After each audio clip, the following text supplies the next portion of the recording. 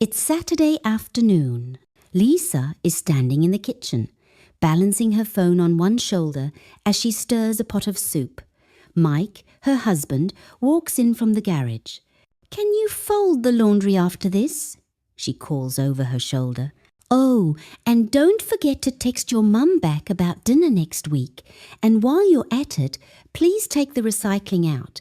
Actually, hold on, grab the mail first." She finally turns to look at him. Mike is standing there, eyebrows slightly raised, his jaw tight. He lets out a small sigh and mutters, "Anything else, boss?" The words aren't sharp, but the edge in his tone makes her chest tighten. The spoon hovers above the pot, because in that instant, Lisa realizes something. She's not talking to her partner anymore. She's talking to her employee. You know this moment. Maybe it wasn't the kitchen.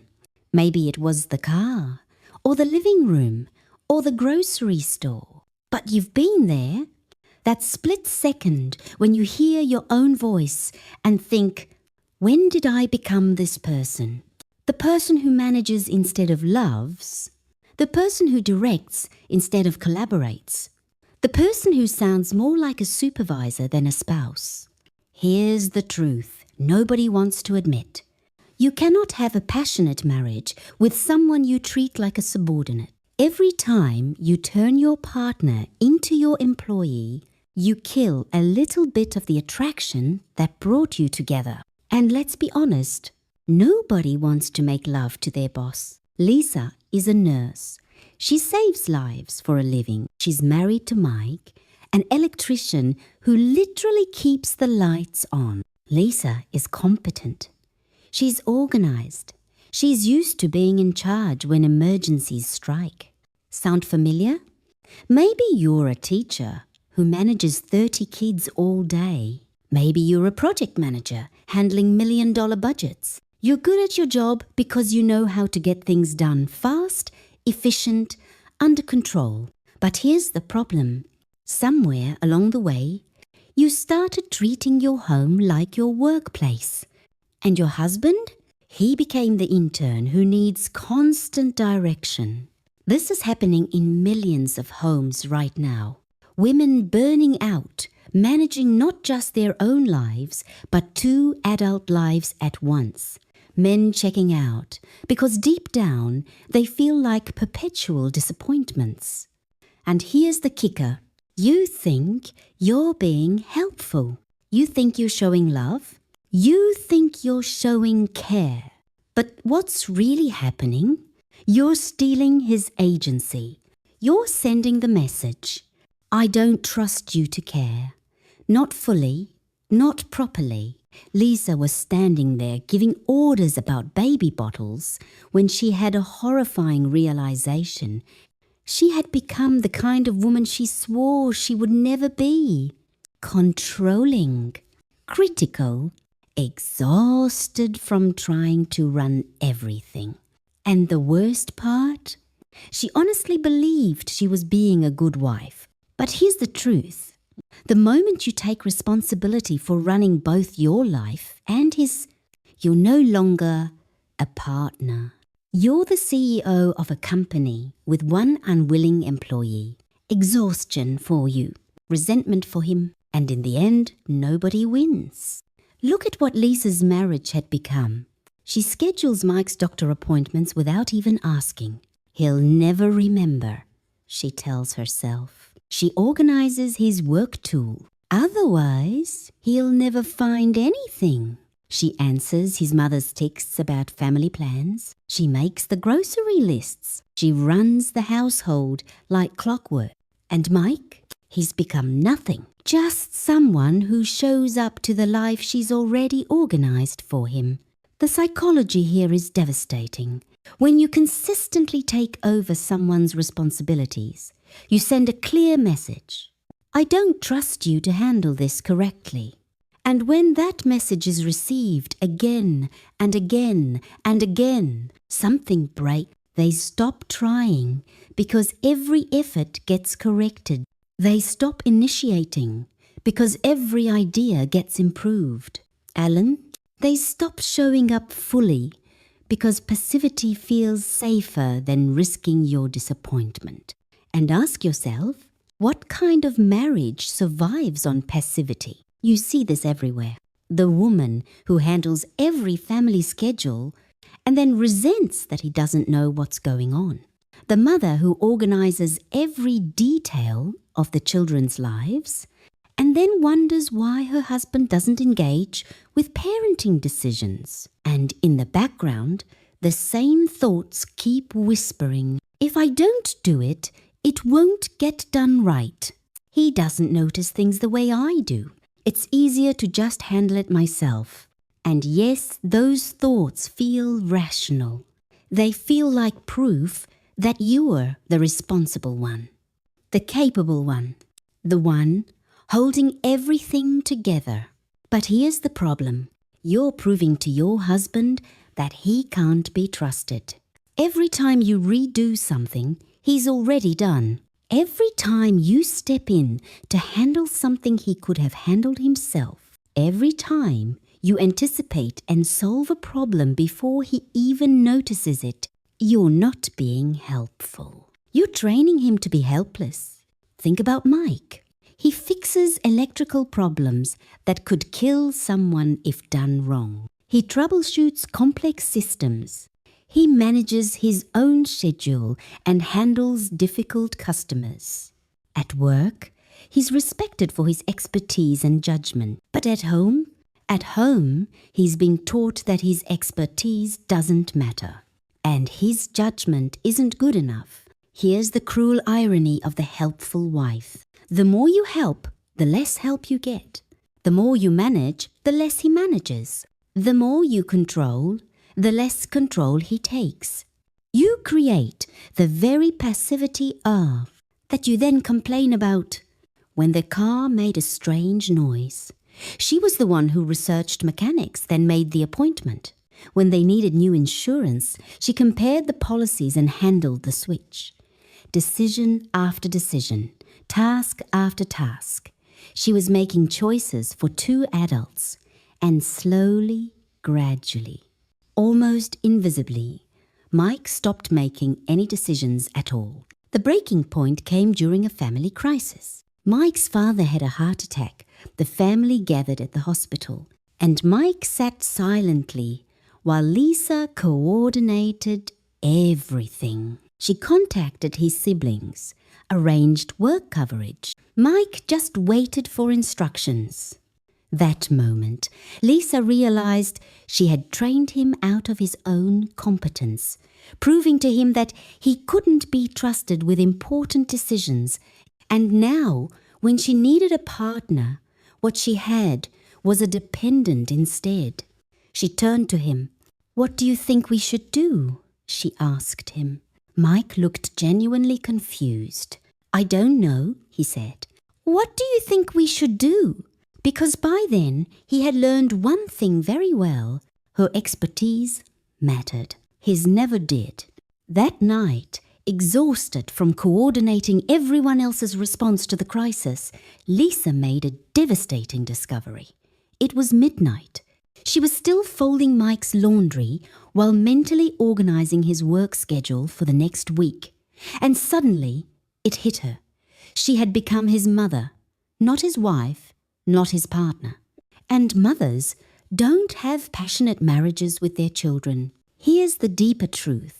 But here's what Lisa didn't understand yet. She wasn't just managing Mike's life. She was managing her own anxiety about outcome. Every time she took control, she felt safer, more certain that things would go according to plan. And for a moment, that felt good. But here's the problem. She was managing her anxiety by destroying her partnership. And once you see it, once you realize you've been managing instead of partnering, you start noticing it everywhere. That's when the real devastation begins. Realizing how many years you've spent solving the wrong problem, creating distance while trying to create connection, training the man you love to be someone you can't respect. Lisa tries to fix this. She sits Mike down for what she calls a conversation about our roles. "Why don't you ever take initiative?" she asks, without seeing the irony. She's asking a man she's micromanaged for 6 years to suddenly become proactive. It's like tying someone's hands and then asking them to start applauding. So Lisa makes lists. Detailed, color-coded lists. Car maintenance, social planning, bill organization. She presents them like a performance review, deadlines included, expectations included. Mike looks at the lists and he says, "Just tell me what you want me to do." And that response breaks her heart because in that moment, she realizes he's learned to wait for instructions even about his own responsibilities. Here's what Lisa doesn't understand yet. She's trying to solve the wrong problem. She thinks the problem is that Mike isn't proactive enough. But the real problem is, she's been so proactive, she's eliminated the very space where his initiative could exist. Nature abhors a vacuum. But management abhors independence. So she tries another approach. "You should plan our date nights," she suggests. And Mike lights up. He researches restaurants. He books a place he thinks she'll love. He comes back excited, ready to surprise her. And Lisa says, "Did you check if they have vegetarian options? I saw reviews that the service is slow. Maybe we should have a backup plan." And just like that, his enthusiasm deflates, like a balloon with a pinprick. Mike cancels the reservation and asks the question he's been trained to ask. What would you prefer instead? This is the cruel paradox of the helpful wife. Every correction teaches your husband that his judgment is flawed. Every improvement suggestion tells him his efforts aren't adequate. Every backup plan whispers that his plan will probably fail. You think you're being supportive, but you're actually being devastating. And the pattern? It escalates. Lisa suggests Mike should manage their social calendar. "Great idea," he says. But when he leaves a message from friends sitting unanswered for days, Lisa jumps in and replies. "I'm drowning in responsibilities that aren't even mine," Lisa confesses to her mother over coffee. Her mom, who managed Lisa's father for 37 years, nods sympathetically. "That's just what wives do, honey. Men need guidance." But Lisa is starting to suspect that this conventional wisdom is destroying something essential in her marriage. She looks at her mother, tired, resigned, carrying a lifetime of silent frustration, and a terrifying thought hits her. If I don't change, this is my future too. That realization lingers like a warning siren. And then the breaking point comes. Mike's crew is behind schedule.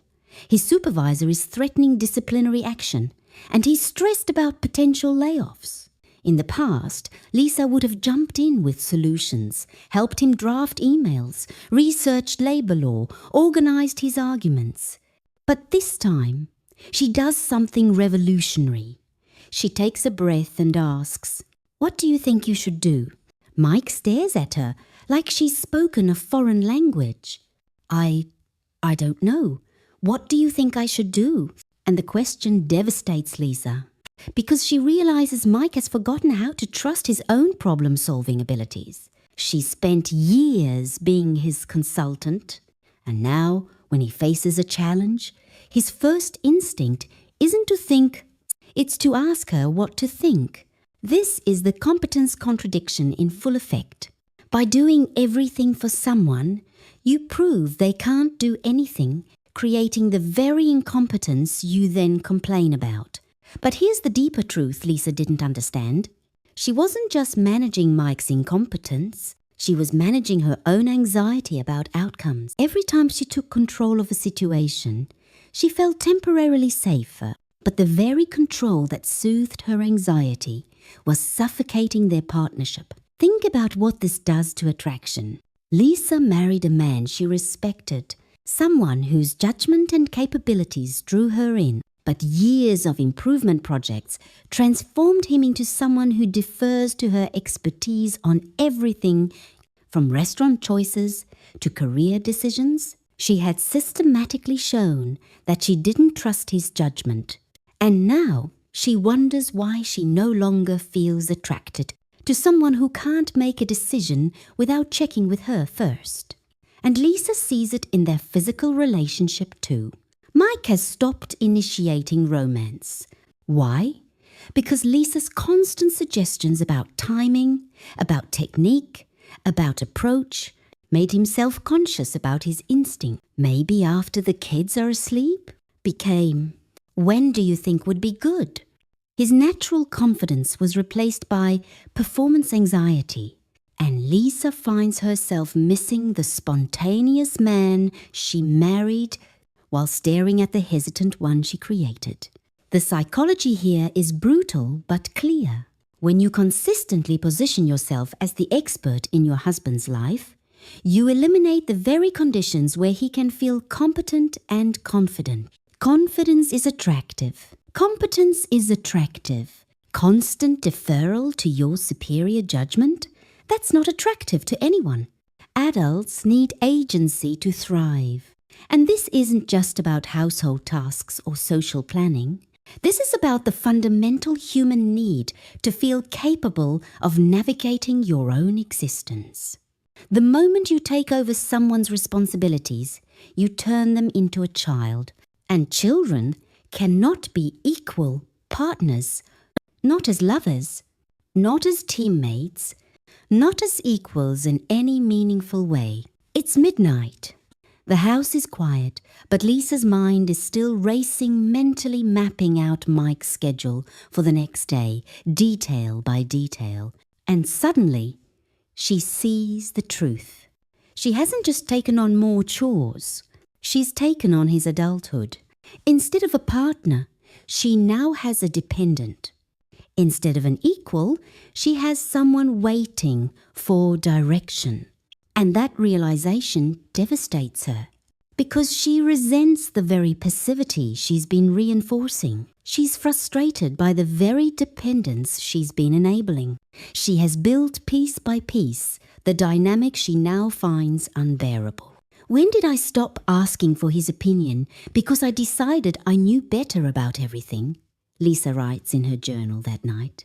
The question opens a floodgate. When did she stop seeing Mike as a source of wisdom and start seeing him as a problem to manage? When did his different approach to life become evidence of inadequacy instead of a sign of uniqueness? But that late-night realization is only the beginning, because seeing how you've trained someone into dependence is one thing. Figuring out how to reverse years of conditioning, that's something else entirely. And that's when Lisa uncovers the most counterintuitive truth of all. The answer isn't better management. It's the courage to stop managing at all. The breakthrough comes 3 weeks later. Their car starts making a grinding noise. Lisa's instincts flare. Check reviews, compare shops, make the appointment. But something stops her. Maybe it's exhaustion. Maybe it's desperation. Maybe it's the memory of Mike's confidence at that barbecue. So she hands him the keys and says 5 words that change everything. You handle this one completely. Mike looks genuinely surprised. You don't want to research places first. Lisa fights every instinct in her body and shakes her head. Whatever you think is best. No suggestions. No updates. Just trusting him to solve a problem like the capable adult he is. Mike doesn't just get the car fixed. He finds a mechanic more reliable than anyone they've ever used. He negotiates a better price. He even sets up regular maintenance to prevent future problems. That's when Lisa realizes she hadn't married a man who lacked competence. She had married a man whose competence had been left unused. Here's what she finally understands about competence. It's like a muscle. Exercise it, and it grows stronger. Suppress it, and it weakens. The moment Lisa created space for it to re-emerge, it came flooding back. But the real transformation shows in how Mike carries himself after the car situation. He stands straighter. He looks more confident, more alive. He starts spotting problems around the house and fixing them without being asked. He begins offering opinions about decisions instead of waiting for Lisa to lead. It's like watching someone remember who they used to be. And the shift accelerates. When their social calendar gets overwhelming, Lisa doesn't take over. She simply asks, "What do you think we should do about all these invitations?" Mike takes 15 minutes, thinks it through, and creates a system more elegant than anything Lisa had ever devised. When his work crisis escalates, Lisa doesn't jump in with solutions. She asks, "How are you planning to handle this?" And Mike lays out a strategy, calm, professional, decisive, reminding Lisa of the competence she had almost forgotten. Lisa sees him clearly now, not the hesitant, deferential version shaped by years of helpful management, but the confident, capable person who drew her in from the very beginning. She finally understands the truth. He never needed improving. He only needed space to be himself. This is the business partnership model in action. Not CEO and employee, but co-founders of a life together. Lisa stops managing outcomes and starts collaborating on solutions. Mike stops waiting for directions and starts taking initiative. And in that shift from control to collaboration, everything changes. The ripple effects are profound. When Lisa steps back from their finances, Mike catches billing errors she'd overlooked and finds better insurance rates. When she lets go of planning every family activity, Mike creates adventures that become their children's favorite memories. When she stops managing his relationship with his parents, Mike handles the family dynamics with a wisdom that surprises everyone, including himself. Months later, the transformation is undeniable. Lisa sees that the very things she once managed so tightly are now thriving in Mike's hands. And she understands a hard truth. Her help had been the barrier all along. By trying to carry everything, she left Mike with nothing to carry. By trying to prove her competence, she erased space for his. What changed their marriage wasn't more effort from Lisa. It was her willingness to release control and trust her partner. That single shift turned passivity into initiative and distance into connection. The hardest part wasn't identifying the problem. The hardest part was trusting the solution. Because when you've held the wheel for years, sliding into the passenger seat feels reckless. When you've memorized every turn and shortcut, watching someone else take the route feels dangerous. When you've always been the driver, letting go of control feels terrifying. But here's the reality. No one learns to drive by sitting in the passenger seat. And no one becomes a partner by being managed. The man Lisa thought she was steering was the same man she'd never given the wheel. But what if he messes it up? That's the question that keeps so many of us clinging to control. Here's the truth. He will take a different route than you would. But a different route isn't a wrong route. It's just another way to arrive. You didn't marry a copy of yourself. You married a fellow traveler. And sometimes the detour reveals scenery you never would have found alone.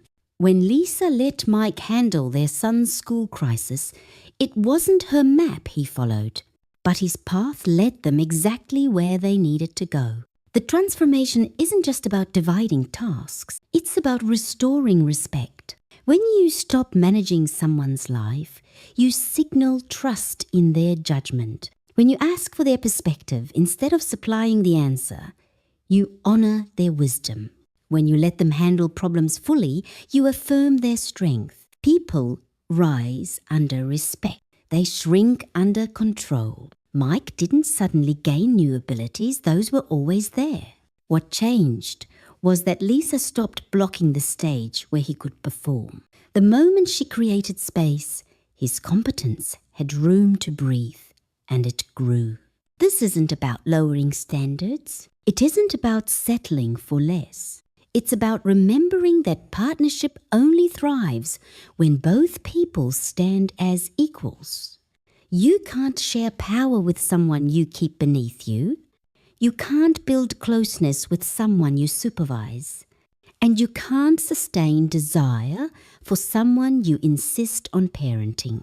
Tonight, try something revolutionary. Pick one thing you usually handle for your husband and give it back to him completely. When he asks what you want him to do, answer with 3 words. Whatever you think. When he does it differently than you would, bite your tongue and say, "Thank you." Because you're not hiring an employee, you're building a partnership.